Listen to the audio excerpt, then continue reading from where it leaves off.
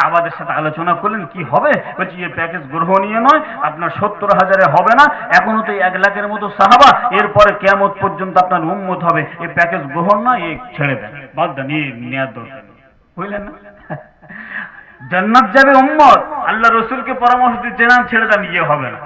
আল্লাহ রাসূল দরজা খানের বাদশা হাবিবাল্লাহ জিবরিল আমিনকে বললেন, ও জিবরাইল, আমার সাহাবাদের ভিতরে এখনো তো 99 সাহাবা আছে, 70,000 যদি আমার উম্মত জান্নাতে যায়, এখন সাহাবারা কি হবে? আমার কিয়ামত পর্যন্ত যত উম্মত আসবে, উম্মতের ব্যবস্থাটা কি হবে? চলে যাও আমার আল্লাহর কাছে ফরিয়াদ করো। আল্লাহ কি বলো? আপনার নবী 70,000-এ খুশি নন, আপনার নবী প্যাকেজটা গ্রহণীয় বলে মনে করছে না, আপনার নবী 70,000-এ আপনার নবী খুশি হতে পারছে না, 70,000-এ নবী খুশি হবে না, চলে যাও আল্লাহ পাক রব্বুল ইজ্জতের কাছে। এখন আল্লাহ পাক রব্বুল ইজ্জত হলেন উনি যিনি যা বলেন তাই করেন, জোরে বলেন না সুবহানাল্লাহ।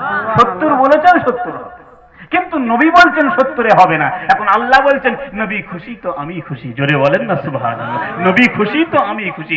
নবী বলছেন, আল্লাহ বলছেন নবী যা চাইবে আমি দেব, নবী যদি বলে আমি দেব, নবী ইরাদা করলেই আমি দেব। কারণ রাসূল পাক সাল্লাল্লাহু আলাইহি ওয়াসাল্লাম বলবেন কি, সিলেকশন করবেন, ইলেকশন করবেন। আল্লাহ বলছেন নবী সিলেকশন করবে আর আমি আল্লাহ ইলেকশন করে দেব, জোরে বলেন না সুবহানাল্লাহ। নবী শুধু ব্যক্তি ঘোষণা করবেন, আমি আল্লাহ পাক রব্বুল ইজ্জত তাকে জিতি এমপি এমএলএ বানাবো, জোরে বলেন না সুবহানাল্লাহ। এই তো রাসূল, আল্লাহ রসুল খুশি হবেন, আল্লাহ পাক রব্বুল ইজ্জত বলছেন নবী খুশি তো আমি খুশি, নবীর জন্য তো জান্নাত, নবীর জন্য তো আরশ আজিম, নবীর জন্য তো तमाम কিছু তৈরি করেছি নবীকে খুশি করার জন্য। আমার নবী খুশি হচ্ছে না। জিবরিল আমিন বলছে, আল্লাহ আপনার নবী 70,000 প্যাকেজে গ্রহণীয় নয়, আপনার নবী নেবে না 70,000, এবার আপনি কি করেন করেন। আল্লাহ বলছেন আমি যা বলেছি তাই আমার ঠিকই আছে, আমি 70,000-ই দেবো, তবে আমার নবীকে বলে দাও, আমার নবীকে একটু শুনিয়ে দাও। কি শুনিয়ে দাও? ওই জিবরিল আমিন তুমি চলে যাও আমার হাবিবুল্লাহকে বলে দাও, হাবিব খুশি তো আমি খুশি, নবী খুশি তো আমি খুশি, আমার নবী নারাজ হবে আমি আল্লাহ খুশি হব না।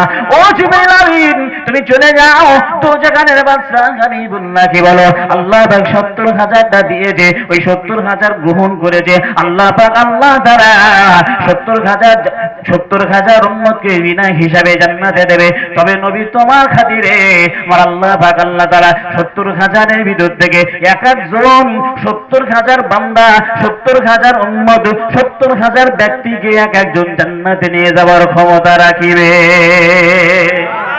এখন আমরা এই চটে যারা বসে আছি, আমাদের মনে হয় ওই 70,000-এর ভিতরে যদি আমরা থাকি তাহলে আমরা সৌভাগ্যবান না আমরা অন্য কিছু। যদি এই 70,000-এর ভিতরে থাকি আল্লাহ আমাদের সৌভাগ্যবান করবেন। এখন আমাদের উচিত ওই 70,000-এর ভিতরে থাকা উচিত না অনুচিত? আপনারা একটু জোরে বলেন। মরে তো যেতে হবে, সুন্দর বউ থাকবে না, বুঝলেন না, ও ছেড়ে চলে যেতে হবে। আপনার সুন্দর গাড়ি ও পড়ে থাকবে, মানে আত্মীয় স্বজনরা মারামারি করবে, গাড়িটা কি হবে? রাখবি না বিক্রি করবি? বুঝলেন না, রাখবি না বিক্রি করবি? জমি জায়গা বেটারা বন্টন করবে, এ ছাড়তে হবে এ জগৎ। 70,000-এর ভিতরে যদি ঢুকতে চান তো আল্লাহ পাক রব্বুল ইজ্জত বলছেন কদ আফলাহা মান তাযাক্কা ওয়া যাকারা রাসমা রাব্বিহি ফাসাল্লা। ঢুকে পড়েন তো আল্লাহর স্মরণে ঢুকে পড়েন, জোরে বলেন না সুবহানাল্লাহ। ওয়াজ কত শুনবেন, বহু ওয়াজ শুনেন, কোরআনের 12 নম্বর পারা, 13 নম্বর পারা, 16 নম্বর পারা করবে, আপনার ওয়াজ করে মাতিয়ে দিয়ে চলে যাবে। কিন্তু আপনি যে বেনামাজি, সেই নামাজি থাকলেন, যে চোর সে চুরি করতেছেন, আপনি গাঁজাখোর গাঁজাই খাচ্ছেন, যে মেলা জানেওয়ালা মেলাতেই যাচ্ছেন, রাত 12টার সময় দিয়ে বাড়ির বউরা চর গুড়িয়ে যাচ্ছে, কারবার এখন পর্যন্ত আছে কৌতলে, এখনো আছে, হারামখোর এখনো আছে, বুঝলেন না? রাত 12টার সময় যাচ্ছে গাজন শুনতে, কত বড় বেয়াদব, কত বড় বেয়াদব। আমার আল্লাহ পাক আল্লাহ তাআলা বলে বান্দা গুনাহ করেছো, ও আমার বান্দিরা গুনাহ করেছো, খেসারে ভুসারে গুনাহ করেছো, দিনেতে রাতেতে গুনাহ করেছো, বান্দা যখন খুশি যেমন করে তোমরা গুনাহ করেছো, আমি আল্লাহ পাক আল্লাহ তাআলা তোমাদের জন্য বড় উদ্গ্রীব। ও বান্দা আমি তোমার ক্যাটাগরি দেখবো না, বান্দা কালো দেখবো না, গোরো দেখবো না, বান্দা কি কোয়ালিফিকেশন আছে আমি দেখবো না, বান্দার কোয়ালিফিকেশন দিকে আমি লক্ষ্য রাখবো না। বান্দা যদি কালো হয়, বান্দা যদি গোরো হয়, ওই বান্দা যদি আমি আল্লাহ পাক আল্লাহ তাআলার কাছে দণ্ডায়মান হয়ে বান্দা যদি পিছনের গুনার জন্য একবার মাফ হয়ে যায়, এই বান্দার জন্য আমি আল্লাহ বড় উদ্গ্রীব হয়ে যাব, কারণ এই বান্দাকে সৃজন করেছি আমি আল্লাহ পাক নিজেই, জোরে বলেন সুবহানাল্লাহ। মালিক যা ইচ্ছা তাই করতে পারে, পারে না? পারে না। মালিক যা ইচ্ছা তাই করতে পারে। মালিক আমাকে কিনে নিয়েছি, কোথায় কিনলেন? কোরআনের 11 নম্বর পারা, সূরার নাম সূরাতুত তওবা। আল্লাহ আমাদের কিনে নিয়েছেন দুটো জিনিসের বিনিময়ে। এ ওয়াজ করেছি, আবারও শুনিয়ে দিচ্ছি, কারণ বিনিময়ের জিনিস, কিনে নেওয়া জিনিস ফেরত হয় না। থানায় আপনি ডায়েরি করবেন, পুলিশ আসবে আপনার পিটিয়ে যার জিনিস তার দিয়ে দেবে। দেবে না দেবে? পিটিয়ে দেবে। আপনি পরের জায়গায় যদি দখল করেন, ও মাল থাকবে তো? আপনার যদি একবার কেস করে, আপনার তো পিটে দিয়ে যাবে। আর আমাদের পাশে ও পাড়ায় মজনু আসবে, একবার ফোন করলে হয়, বুঝলেন? ওট ওট ওট, তো জায়গা ছেড়ে পরে পালা, বুঝলেন? ফোকো ছুটে আসবে। এখন আল্লাহ পাক রব্বুল ইজ্জত বলছেন, জায়গা আমার, আমার সাথে চুক্তি হয়েছে। কিসের বিনিময়? এখন বান্দা চায়, নামাজি নয় বেনামাজি, রোজাদারি নয়, ওটা রোজা করে না। এখন সমালোচনা আপনার শেষ হবে না। সকলের আশা চায়, মৌলবীদের কথা হচ্ছে না, মাওলানারও কথা হচ্ছে না, হাজিরও হচ্ছে না, সমস্ত মানুষ আশা চায় আমি জান্নাতে যাব। চায় না? চায়? এটা জোরে বলেন, হয় না? জান্নাতে আমি যাব। হ্যাঁ, তো আপনি মৌলবীদের মানে বিরুদ্ধে বলতে গিয়ে দেখবেন আমলো, নামাজ নেই, রোজা নেই, হজ নেই, যাকাত নেই, তাসবিহ নেই, তাহলিল নেই, ইবাদত বন্দেগী কিছুই নেই, হারাম করে শ্রেষ্ঠ হারাম কর, হিসেব করলে এলাকা সবথেকে বড় হারাম কর। সে বলবে ওদের কথা বাদ দে না, মৌলবী মাওলানাদের কথা। হ্যাঁ, আমার মতো মানুষেরা আছে। বউ বলতে, তোর মতো বলা ওটা আমি জানি রে, তুই কি জিনিস, বলেন না? একজন ইবাদত গুজার বান্দা বলেন, ইবাদত করছে, ইবাদত করতে করতে মানে এত র্যাঙ্কে পৌঁছে গেছে, বউটা ভালো না, বউটা একটু বেয়াদব টাইপের। বেচারি ইবাদত করতে এত র্যাঙ্কে পৌঁছে গেছে, মানে যা বলে তাই হয়। আল্লাহকে বলছে, আল্লাহ গভীর রজনীতে আমি আপনার আকাশটা একটু দেখবো। আল্লাহ পাক রব্বুল ইজ্জতের বান্দা বলছে, আকাশ দেখছেন? আল্লাহ আল্লাহ উড়িয়ে উড়িয়ে নিয়ে যাচ্ছে, কারণ আল্লাহ যা খুশি তাই করতে পারে। পারে না? পারে না? আল্লাহ যা খুশি তাই করতে পারে। এখন স্ত্রীকে বলছে, জানিস আল্লাহ আমার উপরে রাজি। বলে, সে তো আমি জানি। বলে, আমার উপরে আল্লাহ রাজি, আমি আসমানে উঠতে পারি। কোথায়? আসমানে। আমি আসমানে উঠতে পারি। শুনে নিল বউ। বউ অনেক রাত্রি পেশাব করতে গিয়ে দেখছে আসমানে একজন দেখা যাচ্ছে। দেখে ঘরে আসি, ঘরে ঢুকে দেখতেছি আমাদের লোকটা নেই, তাহলে ওই হবে। হ্যাঁ, ও ভালো র্যাঙ্কে পৌঁছে গেছে, প্রত্যেকদিন নামাজ পড়ে, ভালো লোক, র্যাঙ্কে পৌঁছে গেছে। চুপ করে মনটা গোমরা করে চুপ করে বসে আছে। বলে তা বউকে বলছে, বলে বউ, বলছি কি খবর? বউ স্বামীকে বলছে, বল জানো কি বলেন, আমি আজকে গিয়ে দেখলাম আসমানে একজন লোক উঠতেছে, খুব আল্লাহ আল্লাহ লোক হবে। বলে, হ্যাঁ একদিন পর তুই ঠিক বলিস, ওটা তো আমি ছিলাম। বলছে, ও তাই জন্য একটু বেঁকে বেঁকে উঠতেছে। হ্যাঁ, কি করে উঠতেছে? একটু বেঁকে বেঁকা টাইপের। হ্যাঁ, যখন ওর নাম বলে না তখন বলছে খুব হেভি উঠতেছে, খুব আল্লাহ আল্লাহ। যেই বলছে আমি, তখন বলছে ও এই জন্য একটু বেঁকা টাইপের, বুঝলেন না? দেখুন, আপনি ভালো হবেন, আপনার প্রতিবেশী আপনাকে বেঁকা করে দেবে। আপনি ভালো হবেন, আপনার প্রতিবেশী আপনাকে বেঁকা করে দেবে। এই বেঁকা করে দেওয়াটাই আপনার জন্য লাভ। এই বেঁকা করে দেওয়াটাই আপনার জন্য লাভ। এখন বউ যখন বলছে ওই জন্য একটু বেঁকা টাইপের লাগছে, বলছে তাহলে আমার সোজা হতে হবে, তাহলে ইবাদতের পাওয়ারটা বাড়াতে হবে, একটু ভোল্টেজ বাড়িয়ে দিতে হবে, বুঝলেন না? ওই যখন 12টা থেকে শুরু করেছিল, ওই 11:30 থেকে শুরু করে নামাজ পড়া। আর আল্লাহ বলছেন, বান্দা তোমার পেছনে যখন লোক লেগেছে, তুমি এটা জেনে রাখো, তুমি গন্তব্যস্থলে পৌঁছাতে পারবে। আর যখন পেছনে লোক লাগবে না, আবু জেহেলের কোনো লোক ছিল না, আবু জেহেল যা বলতো তাই করতো। আবু জেহেল গন্তব্য হলো জাহান্নাম। আর নবী পাক সাল্লাল্লাহু আলাইহি ওয়াসাল্লামের লোক লেগেছিল পিছনে, কাবা শরীফে যাচ্ছে, পিছনে ধাওয়া করেছে, এসে হাজির হয়েছে। তিনি কে? তিনি নবীর সবথেকে কাছের সাহাবা, তিনি নবীর সাহাবা হযরতে আবু বকর। জোরে বলেন না সুবহানাল্লাহ। আবু বকর এই ওয়াজ করেছি, শুধু আবার একটু করে যাচ্ছি, ভোটের মৌসুম তো আর একটু করে যাচ্ছি। আল্লাহ পাক রব্বুল ইজ্জতের নবীর সাহাবারা, মানে আল্লাহ পাক রব্বুল ইজ্জতের রাসূলের ইন্তেকালের পরে সর্বপ্রথম যিনি এসেছিলেন তার নাম হলো হযরতে আবু বকর। নাম কি? আবু বকর। ভালো করে শুনবেন, কিছু অন্য জায়গা ওয়াজ নসিহত করবেন, চা দোকানে বসে বসে, বুঝলেন? হযরতে আবু বকর মদিনার প্রাইম মিনিস্টার, মদিনার সাম্রাজ্যের অধিপতি আবু বকর। এখন মসজিদে নববীর একটা বোর্ড টাঙানো ছিল, সে বোর্ড এখন আর নেই। মসজিদে নববীর একটা বোর্ড টাঙানো ছিল, গরিব লোক ছিল তো, আর সাহাবাদের ভিতরে এটাই ছিল, বিধবা বা কোনো মানুষ এসেছে, কোনো জায়গাতে মেহমান এসেছে, সকলের খাওয়ানো দাওয়ানোর একটা ব্যবস্থা হতো, আলোচনা হতো, পার্লামেন্টে একটা আলোচনা হতো। তা ওই লেখা থাকতো অমুক জনের আজকের দায়িত্ব ও নেবে, অমুক জনের দায়িত্ব অমুক জন নেবে, অমুক জনের দায়িত্ব অমুক জন নেবে, খাওয়ান দাওয়া এটা ওটা নেবে। তা আবু বকর আর ওমর এমন ছিলেন, ওনার মেহমান ছাড়া খেতেন না। কি ছাড়া খেতেন না? মেহমান ছাড়া খেতেন। আর আমরা যদি বাড়িতে কুটুম এসেছে, নাক সেটকানো, সে নাক সেটানো সেই নেই। কুটুম আসলে মনে হয় যেন বাজ পড়েছে, বজ্রপাত পড়েছে, বুঝলেন? এখন কুটুমেরও উচিত, কুটুম আসবে, প্রত্যেক দিন আসবে, 3 দিনের বেশি থাকবে না। 3 দিনের বেশি যদি থেকেছে, ও কুটুমের বলতে হবে যে তুই কখন ঘর যাবি, কখন ঘরে কখন যাবি, সময় হয় না, 3 দিন হয় না, বেরো ঘর থেকে। কুটুমের বলে দিতে হবে, তাহলে ও জানবে যে 3 দিনের বেশি থাকা যাবে না, বুঝলে? এখন হযরত আবু বকর মানে দেখছে, একটু বোর্ডের কাছে দেখছে, মসজিদে নববীতে বেরিয়ে বোর্ডে দেখছে যে সব ফিল আপ। কি গো, সব ফিল আপ হয়ে গেছে, একটা ফাঁকা আছে। এই একটা ফাঁকা আছে, সেটা কি ওই অ্যাড্রেস দেখে বুঝতে পেরেছে অমুক জায়গায় একটা ফাঁকা আছে। ওমর রাদিয়াল্লাহু তাআলা আনহু উনি বেরিয়েছেন, উনি দেখছেন আমার তো সব তো ফিল আপ হয়ে গেছে, সব বুকিং হয়ে গেছে, দেখি ওই একটাই ফাঁকা আছে। সেটা হলো একজন বুড়ি, ওটা সবসময় ফাঁকা থাকে, কেউ নেন। আর ওই ফাঁকার যিনি থাকেন, ওনার দায়িত্ব এমন একজন ব্যক্তি নিচ্ছেন, বর্তমান সময় উনি হলেন মদিনার প্রাইম মিনিস্টার। জোরে বলেন না সুবহানাল্লাহ।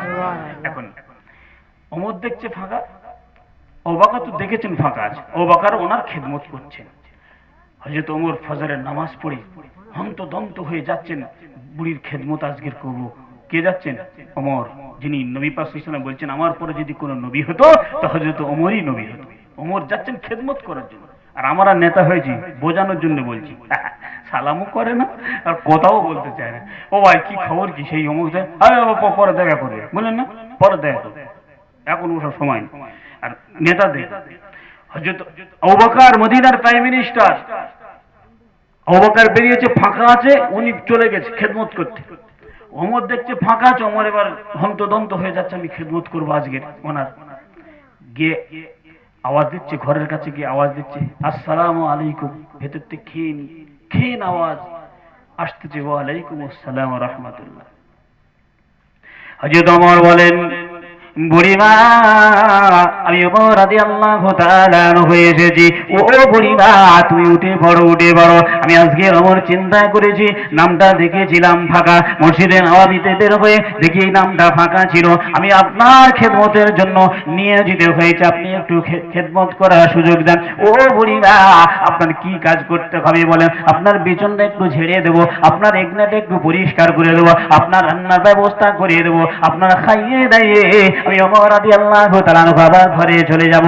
বুড়ি বললেন, বাবা ওমর, তুমি তো বাবা আসতে দেরি করেছো, না জানি কোন একজন ব্যক্তি প্রত্যেক দিন আসে, তোমার আগে আগে আসে, আমার বিছানাটা ঝাড় দেয়, আমার খাওয়ার ব্যবস্থা করে দেয়, আমার এগনেটা ঝাড় দেয়, আমার উঠোন ঝাড় দিয়ে যায়, আমার সুন্দর জায়গা পরিপাটি করে দিয়ে একজন ব্যক্তি আগে আগে চলে গিয়েছে।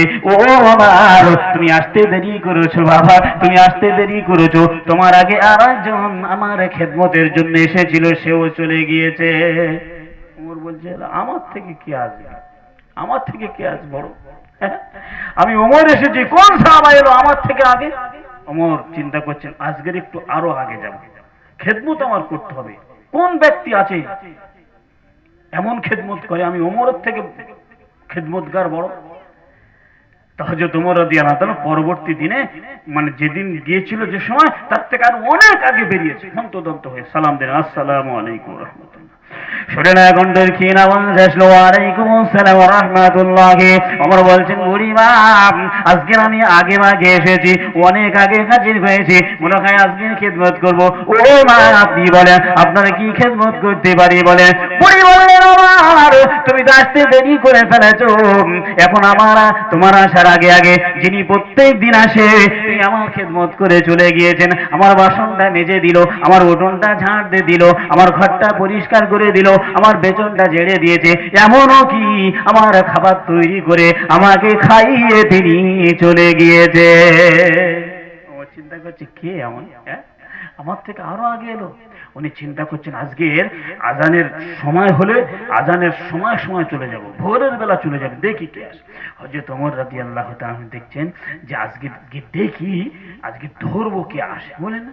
উনি বুড়ির বাড়ির এক পাশে চুপ করে আছে, তখন তো লাইটের ব্যবস্থা ছিল না, অন্ধকার, চুপ করে আছে, কে আসে দেখবো, আজকে ধরবো আমি, আমার থেকে বড় মানে খেদমতগার আছে? দেখি। এদিকে সময় হয়ে গিয়েছে, আল্লাহ নবীর সাহাবাম জানাকে দেদা জানাদেরকে বলে আসহাবিকান নুজুম, এক একটা সাহাবা নক্ষত্র থেকে দামি। আল্লাহ রাসূল তো যেখানের বাদশা, এক নম্বর সাহাবা হযরত আবু বকর রাদিয়াল্লাহু তাআলা আনহু প্রত্যেক দিনের জন্য প্রত্যেক দিনের মতো আবারও বড়ির খেদমত করার জন্য গুটি গুটি পায়ে হাঁটছে। আবু বকর এই জন্য জুতো পায়ে দেয় না। আবু বকর চিন্তা করে জুতো যদি পায়ে দিই, খড়ম যদি পায়ে দিই, খ্যাট করে আওয়াজ হবে, কে যায় বুঝতে পারবে। আমি চুপি সারে যাব, আমার বুড়ির মার খেদমত করে ওনার সেবা শুরু করে আবার ব্যাগে ফিরে আসব। উনি বিনা জুতো পায়ে দিয়ে সুসুর সুসুর করে টুকটুক করে হাঁটতে হাঁটতে হযরত ওমর রাদিয়াল্লাহু তাআলা দেখছেন একজন ব্যক্তি হেঁটে হেঁটে আসে। উনি অনুভব করতে পারছে না ওটাকে, অন্ধকার দিন ছিল, অন্ধকারটা সময় অন্ধকার রাত ছিল, তাই তো উনি অনুভূতি করতে পারছেন না কে আসছে। এমন করে টুকটুক করে হাঁটতে হাঁটতে এমন করে হযরত আবু বকর যখন সামনে এসে হাজির হলো, উনি বুঝতে পারে না যে এটা আবু বকর। উনি জাপটে ধরে জড়িয়ে ধরে একটু জোরে দমক দিয়ে জড়িয়ে ধরেছে। হযরত আবু বকর বলছে ভাইকে আপনি এমন করে ধরছেন? আবু বকরের কণ্ঠ শুনে, আওয়াজটা শুনে হযরত ওমর বড় লজ্জিত হয়ে গেল, ওমর বড় তাজ্জব হয়ে গেল। আবু বকরের আওয়াজটা শুনে ওমর বড় লজ্জিত হয়ে গেল, কারণ মদিনার প্রাইম মিনিস্টার, মক্কা মদিনার যিনি প্রাইম মিনিস্টার, মদিনার যিনি হেড অফ দি ডিপার্টমেন্ট, আমাদের যিনি নেতা, আমাদের যিনি নেতা, আমাদের যিনি ইমাম হযরত আবু বকর এসেছে। হযরত ওমর গদগদ কণ্ঠে ছলে ছলে নয় রে পাটা মাটির কাছে দিয়ে আবু বকরের দিকে মুখটা দেখিয়ে আবু বকরকে বলছে হুজুর বিয়াদবি নেবেন না, বিয়াদবি মাফ করে দেন। হযরত ওমর বুঝতে পারি যে আপনি এসেছেন, আমি প্রত্যেক দিন আসি হুজুর, আমি প্রত্যেক দিন আসি আপনাকে ধরার জন্য, কোন ব্যক্তিটা বুড়ির খেদমত করে যায়, কিন্তু এমন একজন ব্যক্তিকে পেলাম হুজুর, আমি জানি না যে মদিনার প্রাইম মিনিস্টার, মসজিদে নববীর ইমাম এত একটা বড় কাজে নিয়ে যেতে থাকবে জানতাম না। আপনি হলেন লিডার, আপনি আমাদের সর্দার, আপনি মদিনার প্রাইম মিনিস্টার, আপনি আসবেন আমি জানি না। আমি ওমর মনে করেছিলাম কোন একজন সাহাবা আসবে, তাই একটু জোরে ধমক দিয়েছি, জোরে একটু চেপে ধরেছি, হুজুর আমার বেয়াদবি মাফ করে দেবে। আবু বকর বলেন ওমর আজকে তুমি তো জানতে পেরেছো বিগত বহুদিন ধরে আমি বুড়ির খেদমত করি, জুতো পায়ে দেই না, এই জন্য এলাকার মানুষ জানতে পারবে বলে, এলাকার মানুষ বুঝতে পারবে বলে। হযরত ওমর বলছেন আবু বকর তাই তো আমার নবী বলেছে যদি तमाम পৃথিবীর মানুষ ইবাদত করে, तमाम পৃথিবীর নেকি যদি একদিকে হয়, तमाम পৃথিবীর উম্মতে মুহাম্মাদির নেকি যদি একদিকে হয়, আর আমার আবু বকরের নেকি একদিকে হবে, এদের সকলের নেকি থেকে আমার আবু বকরের নেকি বেশি হবে। নেতা, লিডার অফ দি ওয়ার্ল্ড, তার নেতা দেখুন, চিন্তা করুন, নেতাটা দেখুন, তিনি মদিনার প্রাইম মিনিস্টার, দেশ সামলাচ্ছে, বিধবা মানুষকে খেদমত করছে, গরিব অসহায়দেরকে খেদমত করছে, তিনি হলেন নেতা, আর তিনি হলেন ম্যাগনানিমাস, মহানুভাবার উদার। জোরে বলেন না সুবহানাল্লাহ। ছোট্ট ছোট্ট কথা, সংক্ষিপ্ত আকারে কিছু কথা বলবো, দোয়া করে দেবে ইনশাআল্লাহ। এই জগৎ আমাদের ছাড়তে হবে, হবে না? এর জোরে বলেন হবে না? হবে না? এই নশ্বর ধারাদাম ছেড়ে চলে যেতে হবে। আপনি যত বড় নবাবজাদা হন না কেন, আপনার জমি জায়গা থাকুক না কেন, আপনি মরে যাওয়ার পরে এই জমি জায়গা যে আপনার বেটা বন্টন করবে, আপনার কিছু যাবে না, কবরে কিছু ঢোকানো হবে না। যে অবস্থায় এসেছিলেন ওই অবস্থায় যাবেন, একটু পরিবর্তন হবে, একটু বড় হবেন, আর সাদা কাপড়ে মোড়া থাকবে। তখন এসেছিলেন ছোট, একটু বড় হতে হবে, আর সাদা কাপড়ে মোড়া থাকবে। আবার একই ওয়াজ করছি শোনানোর জন্য, কারণ যে নামাজি যে কটা ছিল সে কটা আছে, একটা বছরের ভিতরে একজন বাড়েও না। তাই আমি আপনাদেরকে বলবো, আল্লাহ পাক রব্বুল ইজ্জতের বান্দারা পৃথিবীতে অনেক কিছু চায়, অনেক কিছু চায়, দুনিয়া চায়, এরা দুনিয়া চায়। বড় একটা ঘর করলো বড়বাবু, বুঝলাম বড়বাবু ঘর করেছে, রং করেছে, এসি লেগিয়েছে, মানে আপনার মার্বেল পাথর লেগিয়ে বড়বাবু কাঁচ ঝাঁকাচ্ছে আর চা খাচ্ছে। বাবু খবর কি? বলে হ্যাঁ ঘর একটা করেছি, যা দেখে আসবি। তাই এলাকার সব থেকে বড় লোক তো, ঘর বিশাল ঘর বেনিয়েছে, বেনিয়ে লোকেদের ডেকে ডেকে ডেকে ডেকে দাওয়াত করেছে একদিন, সব ঘরটা করেছি দেখবি বলে ঘর দেখতে আসতে ভালো খাওয়ার অ্যারেঞ্জমেন্ট করেছি, বুঝলেন? খেয়ে যাচ্ছে, উনি চেয়ারে বসে আছে, হাত মোসাফা করে যাচ্ছে, বলছে ভাই কিরম লাগলো? আর বলবেন না, ফ্যান্টাস্টিক। বলেন ঘর হেভি হেভি হেভি ঘর, বুঝলেন?